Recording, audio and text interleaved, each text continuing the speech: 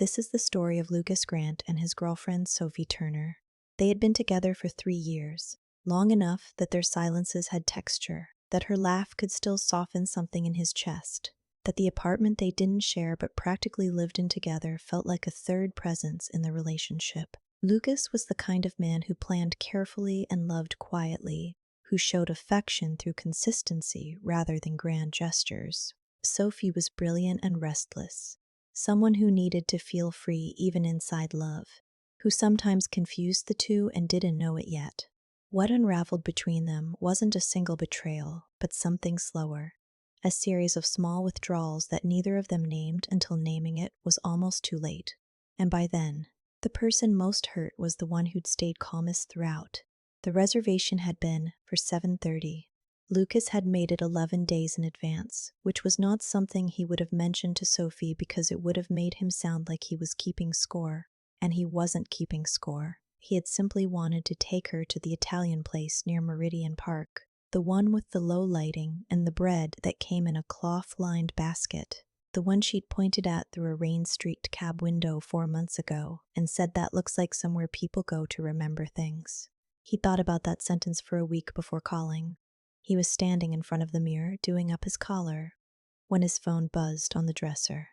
Sophie's name. He expected a question about what to wear, or maybe a voice note that was mostly ambient noise. She sent those sometimes. Fragments of her day, street sounds, a snatch of music from a shop doorway, as if she was saying I thought of you without quite saying it. He picked up the phone. The text read, Lucas, I'm so sorry. Ryan needs me tonight. His roommate's situation exploded. I can't just leave him. Tomorrow? We can do tomorrow. He stood there for a moment, still holding his collar together at the button, reading it a second time.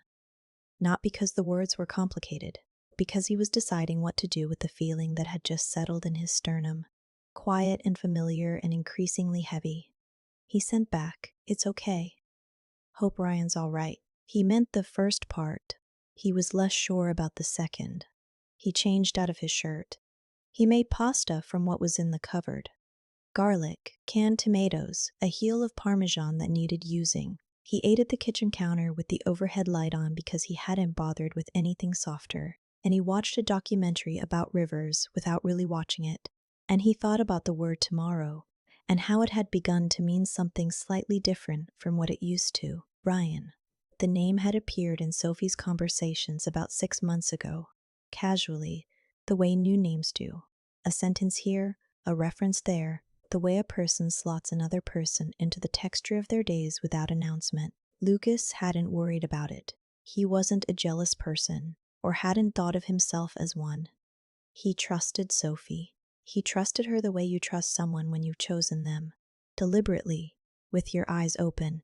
But there was trust, and then there was the slow accumulation of data that trust sometimes struggled to absorb. This was the 4th canceled plan in 7 weeks. He'd looked it up, not obsessively, not to build a case, but because his brain was the kind that organized information automatically, that created timelines without being asked. 2 dinners, a Saturday afternoon they were supposed to spend at the farmer's market.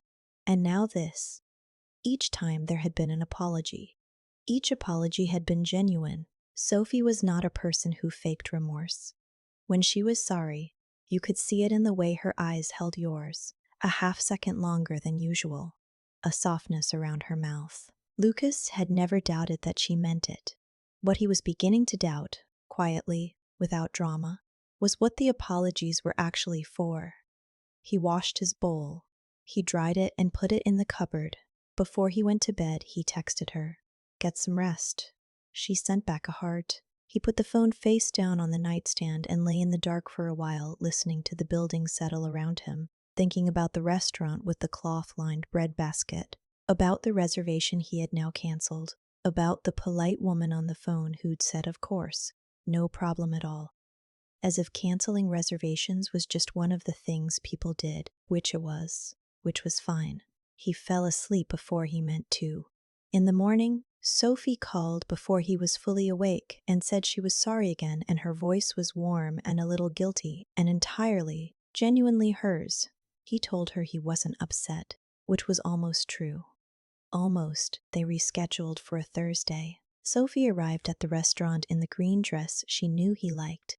Not the one she saved for special occasions, but the everyday one, the soft fabric, the way it moved when she walked, which told him she'd thought about it, which told him something. She was 20 minutes late, and she'd texted ahead to say so, and she arrived slightly breathless with a story about a work thing that had run long.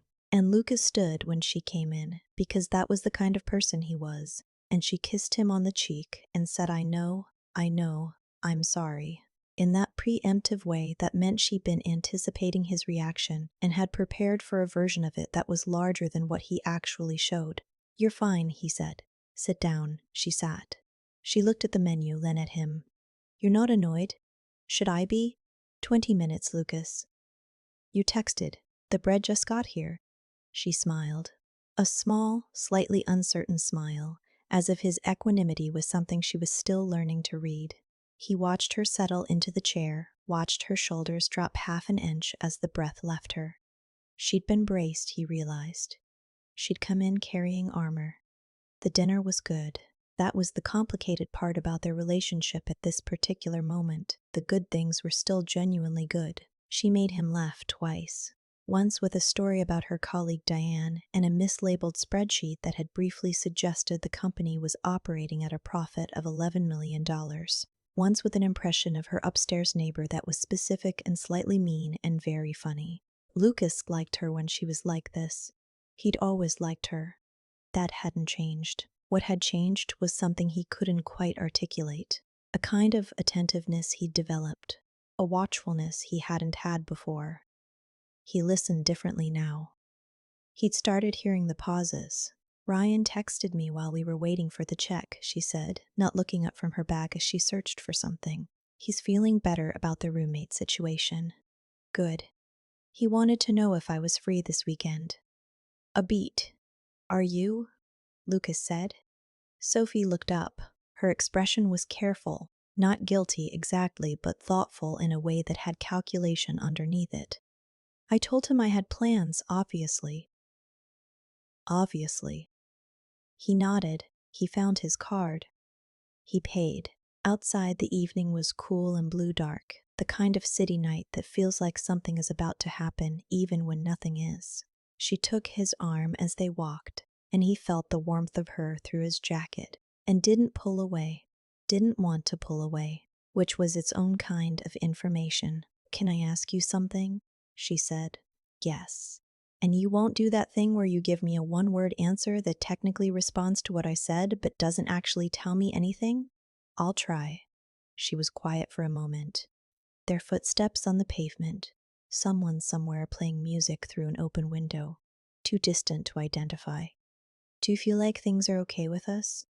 Lucas considered this. He considered it the way he considered most things. Slowly, honestly, without performing an emotion for her benefit. I think things are mostly okay, he said. I think there are some things I notice. What things? Just things. She stopped walking.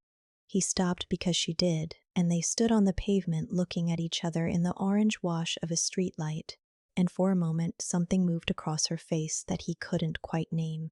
Not guilt, not fear, but something more complicated. Something that looked like wanting him to push further and being relieved that he hadn't. You know you can talk to me, she said. I know. Lucas, Sophie. He said it gently. It's a nice night. We had a nice dinner. He took her hand. Let's just walk. She looked at him for another moment. And then she nodded, and they kept walking. And she didn't bring it up again. And neither did he.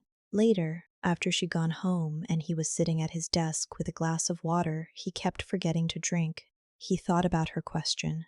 Do you feel like things are okay with us? The honest answer, the one he hadn't given, was that he was no longer entirely sure what okay meant in the context of the two of them, that the definition had been shifting gradually, incrementally, the way a landmark shifts when you've been driving for too long.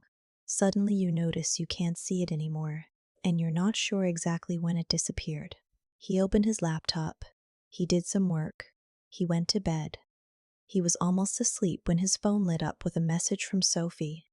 I had a really good time tonight. I love you. He lay there and looked at the ceiling and thought about those 11 days he'd spent looking forward to a reservation he'd eventually canceled. Then he typed back, "Love you too." He put the phone down. He meant it. That was the part that made it complicated.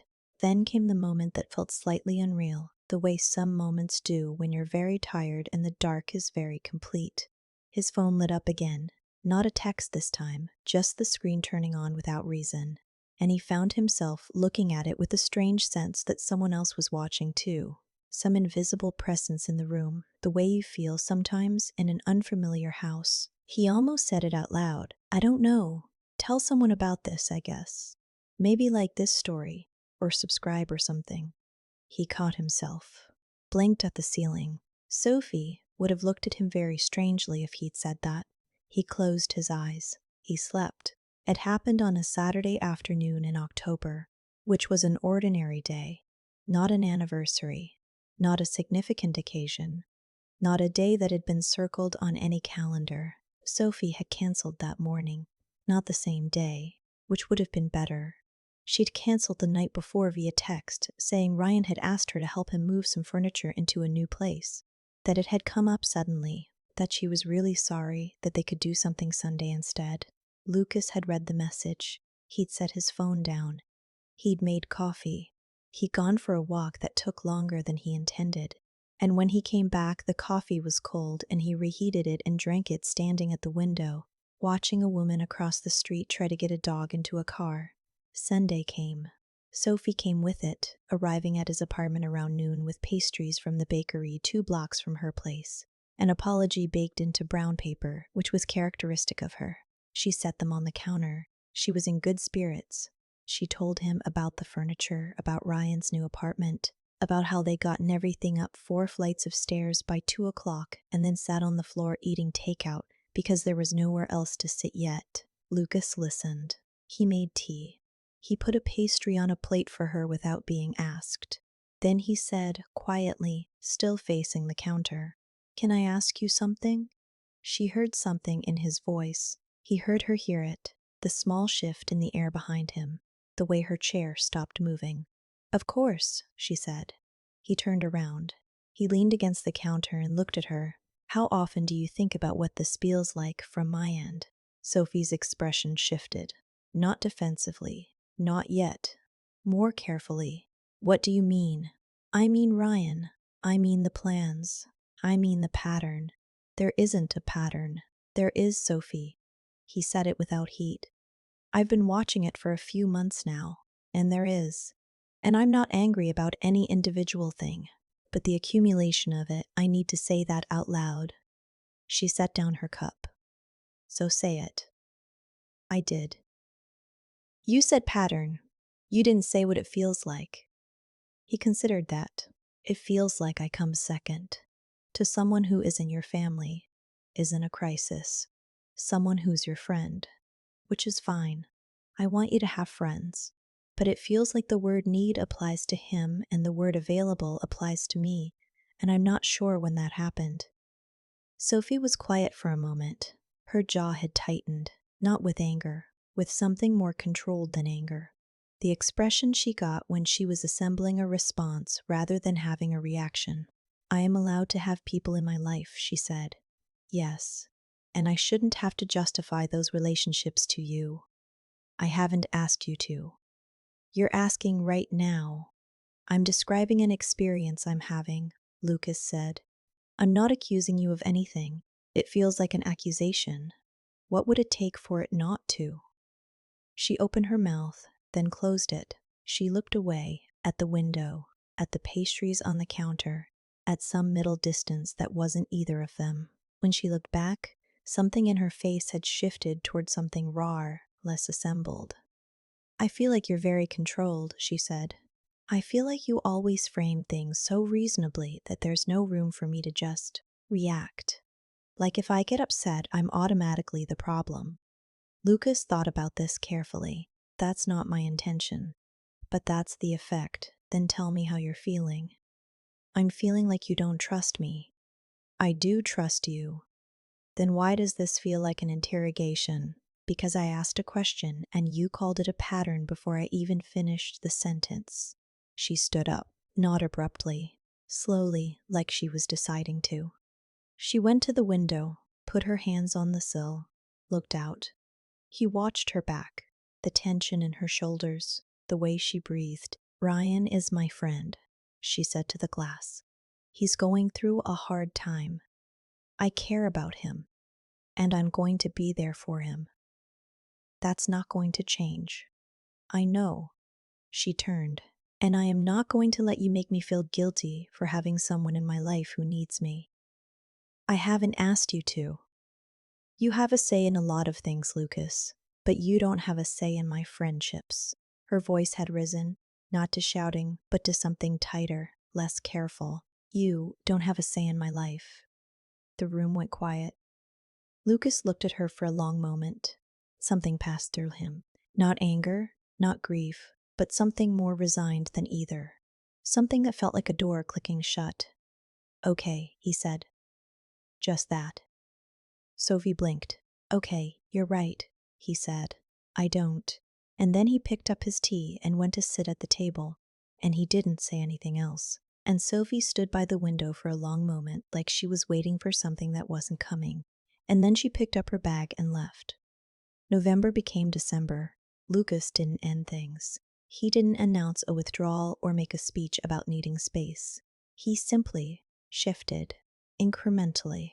The way he'd watched her drift, he now drifted himself, though with more deliberateness, more self-awareness. He didn't call as often. He responded to her texts warmly but without urgency. When she suggested plans, he agreed to some and declined others with brief, reasonable explanations. He remained in all observable ways present, but something essential had changed in his orientation. He'd turned, slightly, inward.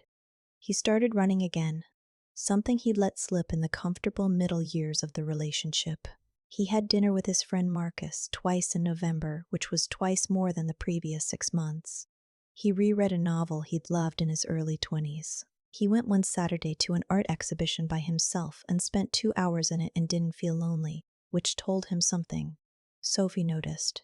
He knew she noticed because her texts changed, became more frequent, warmer, filled with small observations and questions about his day that hadn't been there before. She'd always texted, but now there was something reaching in it, a quality of checking rather than sharing. What are you up to? Sent at 9 on a Wednesday. Miss you. Without context, he replied honestly and with warmth, but he didn't lean toward her the way he once had. She mentioned in early December that she and Ryan had stopped spending as much time together. She said it casually over the phone as if it were an incidental detail. Lucas said, "Oh yeah?" And she said, "Yay. I think we were both just going through a lot." It kind of ran its course, and there was a pause in which he could feel her waiting for something. He said, "That happens." Another pause. "Are you okay?" she asked. "I'm good," he said. And he meant it.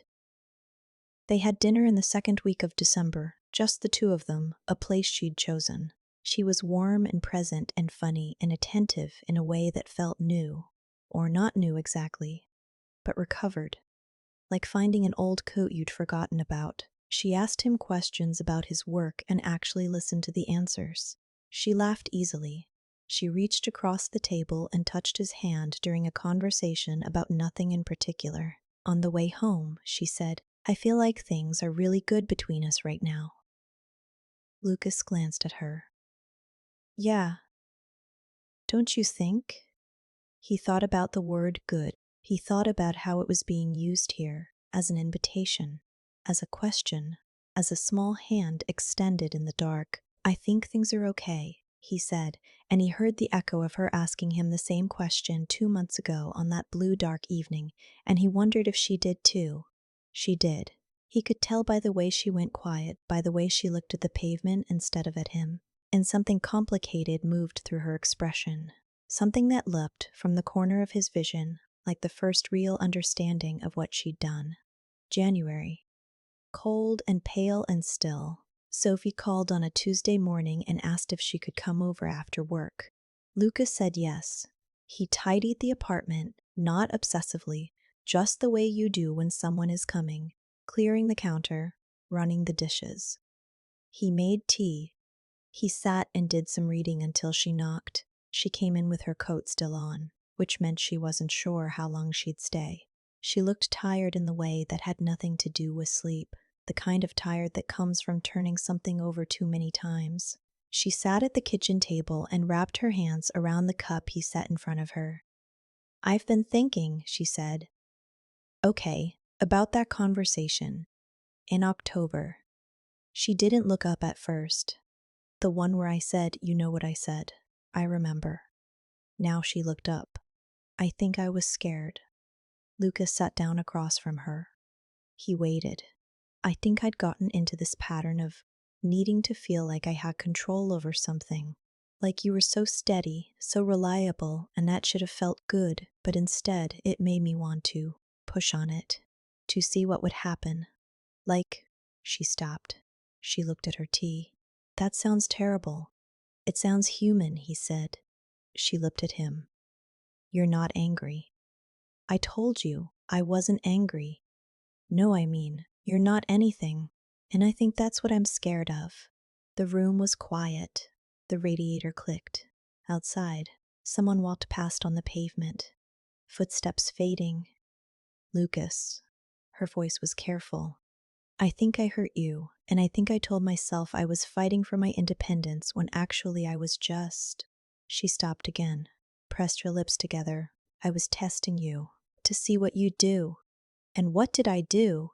She considered the question with a kind of honesty that was new, or maybe old, the honesty she'd had early on, before something had hardened in her toward this relationship, toward the safety of it. "You let go," she said, quietly, without any drama, without giving me anything to push back against. "Yes, and I thought if I pushed you'd push back, and then I'd know." She stopped. "Know what? That it mattered, that I mattered enough for you to fight." Lucas looked at her for a long moment. The woman he'd made reservations for 11 days in advance. The woman whose laugh could still soften something in his chest, though the something it softened felt smaller now, more defended. "You mattered," he said. "You still matter." That was never in question. Was. She caught the tense. He didn't correct himself. Sophie set down her cup. She looked at her hands. "Is it too late?" Lucas thought about the question. Not the dramatic version of it. Not the version that wanted a movie answer. He thought about it the way he thought about most things. Carefully, honestly, without performance. "I think," he said, "that something changed when you told me I had no say. Not because it was wrong, you were right technically, but because I realized I'd been investing everything into something where that was the response. And once I saw that clearly, I couldn't unsee it." She nodded slowly. Her eyes were bright, not with tears exactly, but with the effort of not having them. "I'm not angry at you," he continued. "I want you to know that. I understand why you needed to feel like you had that power. I think you were scared of how much you needed this to work. And that fear made you cruel," she said. "Careless," he said. "There's a difference." She looked up. Something in her face cracked open, not dramatically, just a small, controlled fracture, the kind that happens when someone finally allows themselves to understand something they've been avoiding. "I'm sorry," she said. "I mean it. I know I've said it before, but I know you mean it. And—" He looked at her. The green dress wasn't there tonight. She was in her work clothes, slightly rumpled, her hair looser than usual. She looked like herself. She looked like someone he had genuinely loved and still had warmth for and was not in love with in the same way anymore. "And I'm glad you said it," he said. She understood. He could see it land, quietly, without theatrics, the way true things do. They finished their tea. They talked for a while longer, about small things, work things, the cold, a book she'd been reading.